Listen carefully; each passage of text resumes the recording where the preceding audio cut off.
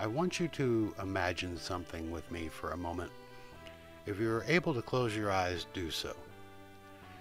Picture yourself waking up with important things to do today.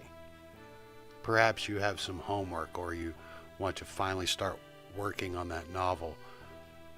You get out of bed and you get ready for the day. You make your tea or your coffee, you boot up the computer and sit down to work. Except you can't. No matter how hard you try, you can't push the keys on the keyboard. No words come out, and anything that does appear on the screen is gibberish.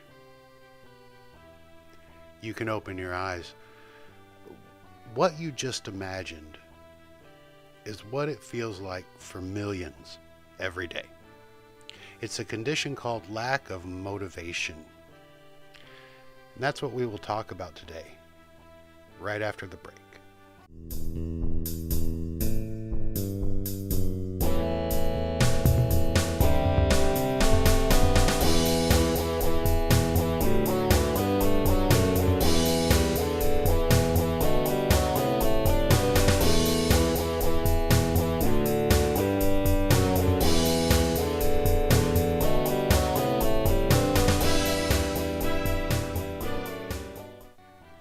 With motivation, you can accomplish just about anything. The problem is, we don't always have motivation. Sometimes, like in our introduction exercise, you want to do work, but you just can't. No matter what you try, the words don't come. So today I want to discuss this mystical entity known as motivation. We will look at what it is, how it can come and go, and what you can do to get it back. First, a definition. Allow me to once again pull out my dictionary to give you the proper definition. Motivation is the reason someone has for behaving or acting in a particular way. Or it is also defined as a general desire to do something. Now let me put this dictionary away and tell you what it really means. Motivation for a writer is the longing, the itch, that overwhelming need to finish a project or work. When you have it, it is great, but when it is gone, well, that can be detrimental. In a sudden twist of irony, I woke up this morning missing my motivation. Planning this podcast for over a week now, I knew it had to be done, and I had other projects to work on as well. I woke up feeling like any other day, not quite ready to be out of bed, but too awake to fake sleeping any longer. I got up, made my bed, and opened the windows while the coffee brewed. I drank my first cup sitting at the computer. I had the podcast software up, the writing software open, and everywhere there were blinking cursors taunting me. So I had a second cup of joe, and then a third. Still, the words I wanted to write eluded me. I was in a funk. I knew what the problem was. I had no desire. I didn't want to do anything. There was no motivation. Perhaps it was because I don't know. What I do know is that I had to stop it.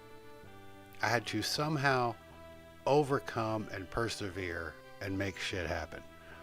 But how? Honestly, I didn't know. I am not unfamiliar with the lack of motivation. Actually attempting to overcome it, though, was not on my agenda for the day. Instead, I wanted to talk to you about motivation from a different point of view. Things work out in mysterious ways, and here we are. The first thing I did was crumple my notes for the original podcast format. I wasn't going to force something that wasn't there. And then I got to thinking, what caused the sudden lack of drive? What was it that made me wake up feeling fine and all of a sudden the muse was just gone. I will admit that I still do not have that answer. Since you're listening to the podcast now, I can tell you that I got it back. That much is obvious. But how? The first thing I did was identify the problem.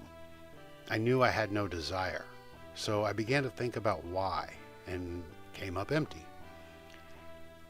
After about half an hour, I decided to change my focus.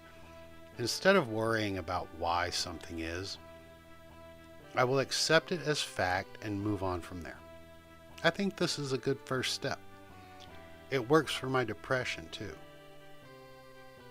Okay, I'm currently suffering from depression, lack of motivation, an itchy nose.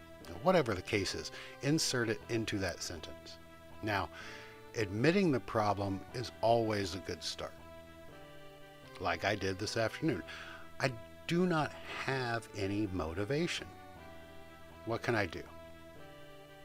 I looked at my notes and my lists and my calendar. I have a project that needs doing. I have a podcast episode to produce, and I have time. So the first thing I did was use some of that time to sit back and just breathe. Of course, I have other things I can work on, my novels and screenplays, the ebooks and video courses. But for this moment, right now, I have 2 pending projects due. I realized and admitted that I didn't want to do either, but I had to. I will tell you that this little step doesn't do anything. We all have things we have to do. Telling ourselves to just fucking do them, well, that doesn't do much to bring Uncle Mo back. So I thought about what I wanted to do. Assuming I had no pressures and nothing pending, what is it that I wanted to do? Go back to sleep? No, I wasn't tired, and even the thought of crawling back in bed wasn't enough to even move me. I could eat, but I didn't feel like doing that either. I sat here in my chair for several minutes and decided there wasn't anything I wanted to do. I can admit I wanted to do nothing. I also admit that solves no problems. So I decided to do something. The first thing I made myself want to do was stop feeling this way. I stood up, I stretched, I walked around the house for a bit, high steps and little bouncing, get the blood moving. It didn't seem to do anything, to be honest, but it's a good thing to do now and then. When I re-entered the living room, I looked at my stereo. I'll put on a record. So I did. I chose a 4-album set of Tchaikovsky that I have. Music without words is best for me to write with. Otherwise, I get distracted in lyrics. So I put the first album on and returned to my desk. I still didn't have any motivation, but I at least had some drive. I opened my writing project and I started typing words. They sucked, of course, and I have since deleted and rewritten all of them, but I was working. After about a page and a half, I stopped. I just wasn't feeling it. What to do now, I thought. I knew that for myself, and maybe it is the same for you, but for me, if this continues, it will get bad.